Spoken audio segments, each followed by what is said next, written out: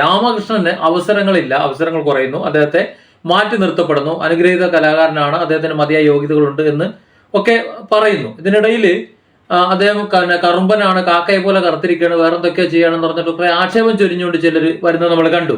അതിനെ തുടർന്ന് അത് തന്നെക്കുറിച്ച് മാത്രമാണ് എന്ന് പറഞ്ഞുകൊണ്ട് രാമകൃഷ്ണനും വരുന്നത് നമ്മൾ കണ്ടു. ഏതായാലും അതിനെ തുടർന്ന് രാമകൃഷ്ണന്റെ വിഷയം കേരളത്തിൽ മുഴുവൻ സോഷ്യൽ മീഡിയയിലും അല്ലാതെയും ചർച്ചാ വിഷയമായി ഇപ്പോഴും അത് തുടർന്നുകൊണ്ടിരിക്കുന്നു.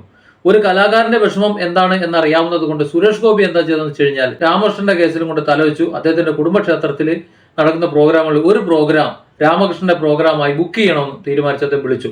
എന്നാൽ നമ്മുടെ രാമകൃഷ്ണൻ തൽക്കാലം ആ പരിപാടി വേണ്ടാന്ന് വെച്ചു. നിങ്ങൾ ആ പരിപാടി എനിക്ക് വേണ്ട, അതിനേക്കാൾ ഗംഭീരമായ ഒരു വേദി DYFI കൊടുക്കാന്ന് പറഞ്ഞപ്പോൾ അത് അദ്ദേഹം സ്വീകരിച്ചു. സ്വാഭാവികം, വലിയ വേദികൾ കിട്ടുമ്പോൾ അത് തന്നെ തിരഞ്ഞെടുക്കണം.